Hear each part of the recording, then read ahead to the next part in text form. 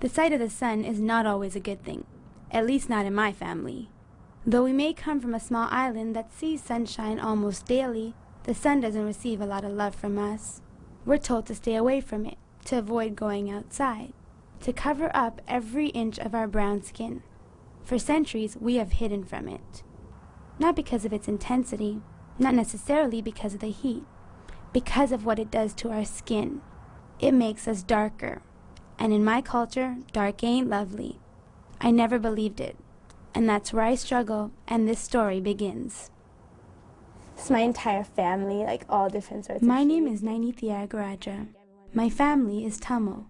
In 1985, they immigrated from the small South Asian island of Sri Lanka, just south of India. And in 1988, they had me. This is me when I was a little baby. Fresh out of the womb, I was a light-skinned wonder child for my family. To this day, my family still reminisces about how light I was. But growing up, as I grew darker, I began questioning the notion of light skin being better. What did my family's constant commentary on my skin color really mean? I began to wonder, if I wasn't light anymore, did that mean I was no longer beautiful? This is an issue of beauty, of old ideas that determine what is still beautiful, of how the color of our skin has and continues to affect how we view ourselves. This is Shadeism. The hair and the lip gloss that I like. You like her hair? Why do you like her hair? Because he's so white. One major reason why I decided to explore the issue of Shadeism was because of this little girl. This is my niece, Manusha. At the age of 4, she already recognizes what it means to have dark skin in our Tamil family. And she already feels the need not to be dark. Do you like this skin color? No, why? Because I need to come white and I need to do this. You need to come white? Really? You don't like this? This is pretty. That's pretty. As we continue to talk, I start to see that even between her and myself, she sees a clear difference. What color are you? Well, You're brown. So what's wrong with brown? Why do you say brown like that? see, I'm brown. It's nice, and I'm brown too. No, I'm not- only your face little much like this. Only my face is brown. My hands are brown. No, it's right. याद है कहाँ गए? पता तो यही है हम यहाँ पूजा के लिए आए हैं। पूजा? यहाँ ये तो एक मॉडर्न ब्यूटी कंपनी है। ऐसी लड़कियों को सुंदर बनाना है तो वेदों के जमाने में नहीं रह सकते।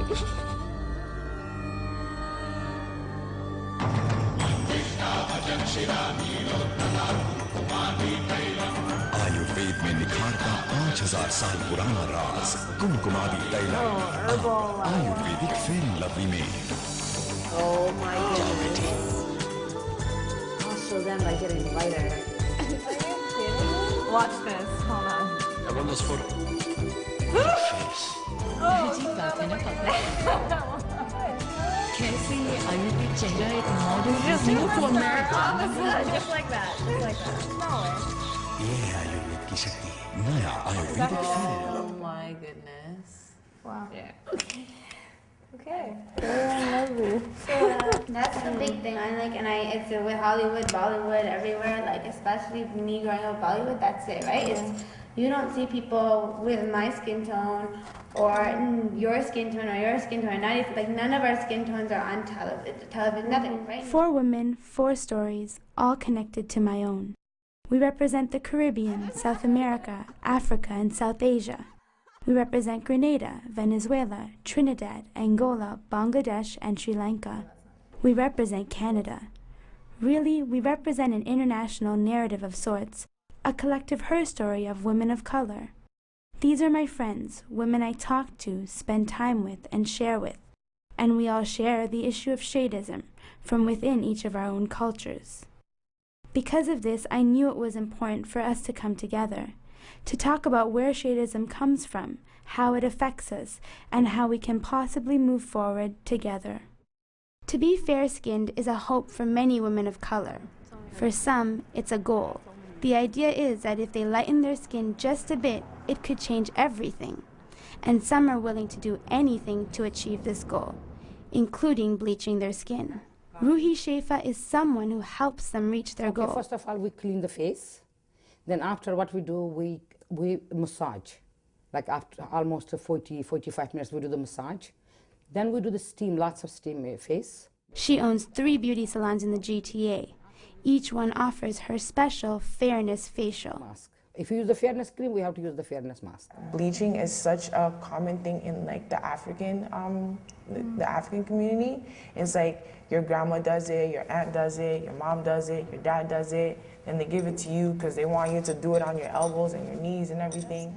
But yeah, and that's the thing, like, people won't identify or name it as bleaching. It's lightening, like, you know what I mean? And so we had a huge tub of skin lightening cream in my house for like 8 years. They'll be like, this is a cream that will help you to get rid of the dark marks on your face. I think they realize, or they can connect the fact that this is not only harmful for your identity and who you are as a person, but like it's damaging your skin. It wasn't until years later, me and my mom were watching Oprah. Yeah. I'm like, see? Yeah. Mom, Oprah said it. It's bad. And then she's like, oh, okay. My older sister was born. She's fairer than I am, and so when she came out, everybody's just like, oh, it's the white baby. Oh my God, she's so beautiful, right? And then after I came out, I was the second child, and I was called the black baby because I was actually really dark when I was like a baby. And they called me Mati, which in my language means soil. Hi. For my friend Nadia, she was the darkest one in her family. As we sit in her living room, talking up a storm like we always do, she explains to me what her experience was like as the dark one. You can show it if you want. Just show like the different skin colors of my sisters. So that's like my older sister who's like whiter. And then that's me, who's like the darkest, and then she's a little bit like reddish tone. Compared to all my cousins from both my dad's side and my mom's side, I'm like the darkest. They still joke around until they call me Black Diamond. Like it's just so it's normalized, like, and it's okay, and nobody thinks it's wrong, you know? I think more than ever right now, in this point in time of my life, I'm realizing it more, like the implications of my skin color. So I think it's important to like trace back. And I think this is all a part of it, like talking about it with like the other girls and stuff too. It's like,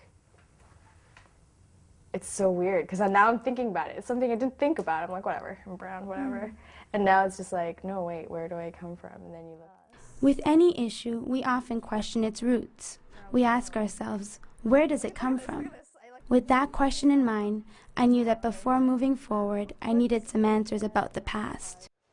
First, I spoke with Hira Singh, a professor of South Asian Studies at York University. We started off with the topic of colonialism and its impacts on beauty ideals in South Asia. Indians challenged all aspects of the British culture. They never questioned, they never problematized the color. That's why the whiteness of the British was never challenged. Those who were fairer, they considered themselves conceptually to be closer to the ruling race or the dominant race. They never challenged the whiteness of the superiority of the white man. They always competed lower with other people of dark colors. But knowing that Shadeism is not just a South Asian issue, I wanted a better understanding of its history within cultures outside of my own. Professor Camille Hernandez Ramdewar explained to me how Shadeism plays out in the Caribbean and introduced me to a new word, pigmentocracy. A pigmentocracy, which is what happened in the Caribbean, was a social structure where the lighter you were, or the white people were at the top, the white colonizers are at the top, and then by Shadeism, you know, it graduated down. So the more you moved away from European appearance, the further down the social scale you were. Right? So the only way, and I mean this was before the days of bleaching cream, the only way that you could ascend that was to, and this is exactly what a lot of people did, was to have a lighter skinned child. You go back to the story of Raman. But as Hira explained further, in countries like India, Shadeism was already present long before colonialism. He used the ancient Indian scripture of the Ramayana as an example. It tells a tale of a fight between Rama, a noble, fair-skinned northern king, and Ravana, an evil, dark-skinned king from the south. In other words, I learned that symbolically speaking, even through cultural texts and imagery, it had already been established that fair was good and dark was bad. This was a story I had grown up with, but had never before looked at it in the way he described. Call me so I can get it juicy for you.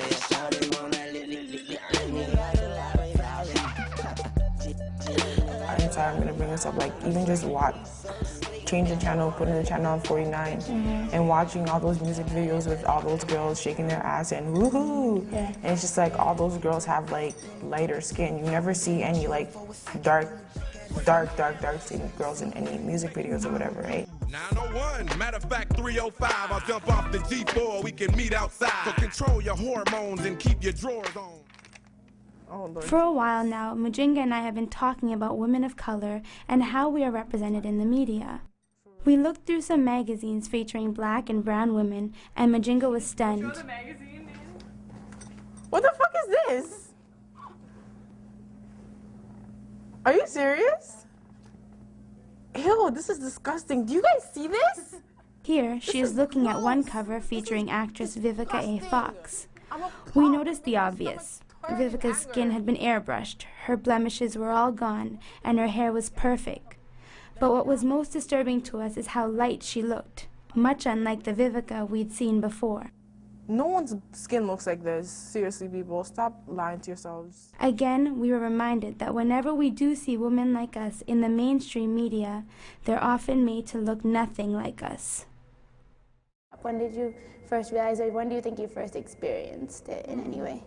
I think that the first time I really realized that people are different colors and that we should be aware of that type of thing maybe, or people are conscious of it, is when I moved from Trinidad to Canada, so about 3 years of age. It wasn't the color of my skin, but it was my hair. Girls would be brushing their hair, and I'd be like, oh, I want to do that too, you know?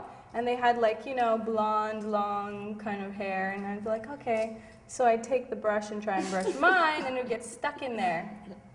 And I would walk home with the brush stuck in because I couldn't get it out. It wasn't this tame when I was younger. I didn't know how to deal with it. And I just want to be like those girls. I think I'm like 7 shades of brown, to be honest. Yeah, like here, like I remember being in gym class when I was in grade 7 in Brampton, and I was in gym class and I had to take off my shirt, and there was like all these guys there, and I had to take off my shirt because like all this stuff spilled down there, right? And after the guys, like this one guy, so stupid, I hate him so much. He's like, oh my gosh, why are your breasts so light skinned? Whoa! And I'm like, because the sun doesn't hit them. Idiots. And it's like, and like that has stuck with me for so long. I have a gym story too, where I had to like take off my pants, and then my bum gets darker right here, and then someone was like, ew. What? And it was a black girl too. Ew. Why does your bum cheek get so black? And I was like, I don't know. And it was so sad for like 10 years. After discussing the issue as a group, the question then became, how do we move forward?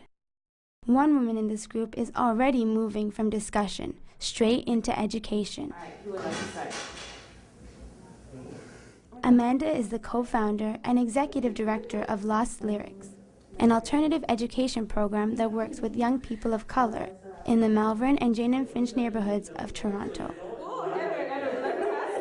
But skin tone and shadeism and all of these types of conversations are stuff that they never ever talk about, and really have it entrenched in their minds that to the degree that they don't even identify it, that certain things are considered ugly, which is darker, and certain things are considered more beautiful, which is lighter. Along with her co-founder, Natasha Daniel, Amanda uses hip-hop culture as an inspiration and tool to break down the images, pressures, and issues faced by young people of color. One way in which they do this is by looking at the roots of beauty ideals, including those related to skin color. I don't necessarily know what it means to move through this world as a dark-skinned black woman, but I can talk about what it means to move through this world as what is considered a light-skinned black woman, and like how that messes up your mind and how that can make you think that you hold power over certain spaces, and then to know that that light skin still doesn't give you enough power to move through other spaces. You know, like, because the little girls look up to us and they'll be like, oh, you're so pretty, I wish I could look like this, or I wish I could look like that, but it's not always coming from a place of like celebration. It's more coming from a place of feeling like they're lacking or missing something. Midway through the filming of this documentary, I was invited by Amanda and Natasha to watch a play with lost lyrics. It was a new piece of work by writer and actor DeBee Young. Going in, I thought I was just watching a regular play. Little did I know that she'd be discussing exactly what the documentary was about: skin color. It was here at Buddies in Bad Times Theater that we saw DeBee's play called She. It related strongly to the issue of shadeism and brought up topics of both skin color and bleaching. After the show, DeBee invited us to a new show in Ottawa. Needless to say, 2 weeks later, we were in the car and on our way. After the show in Ottawa, DeBee invited us all to a talkback. Though we weren't able to film during the play, we were able to film this discussion following it. We came together in a circle, and as soon as we sat down, it seemed like everyone had something to share. Once again along my journey, a discussion was taking place. Megan, so I grew up with it, right? Yeah. It's like you've been given a whole fucked up legacy, right? Like you've been told your whole life that your people are shit, your people are dumb, your people lived in trees, your people, you know, your people are poor, your people were slaves, like, and I mean, this, you hear this over and over and over. Your people are ugly, over and over and over and over again. Like you're saturated with this self-loathing. Everywhere we look, we're being encouraged to dumb ourselves down. Don't act as smart as you are. Don't let people know that you're as smart as you are. Are you for real? Don't be brilliant. Don't be brilliant. Don't stand out. Don't seek the truth. Don't look for truth, because all of that is going to land you in trouble, and on top of that, nobody's going to like you. So just ease yourself. Yeah, ease yourself and just blend in. Though DeBee didn't talk to the group specifically about skin color, she did speak of the significance of sharing our stories, of challenging what we've been taught and changing our ways of thinking. This gave further proof to my own belief that when it comes to addressing issues like shadeism, the first step is always coming together and asking questions. There's strength in each of us, our skin tones included. And after centuries of trying to change ourselves, of trying to blend in, trying to be accepted, I think the time has come for us to collectively challenge the idea that beauty only comes in one form. As women of color, we deserve to share our stories, especially if they'll help us surpass our struggles. We don't have to blend in to become beautiful, and we can refuse to carry on this legacy that we never asked for nor cared for. The way I feel about it is one that this is a 1,000-year-old debate, and I can't believe it's still going on today. But then on the other side is the people are still resisting. And that way long after I die, this fight will still be continuing in my country and back home and everywhere else in the world. But the fact is that we still have to keep on pushing. It makes me feel like there are people that are trying to educate our community about it, and now what is my part to play in taking the message that I've learned, that I've been privileged enough to hear, and taking that back now to folks and teaching it.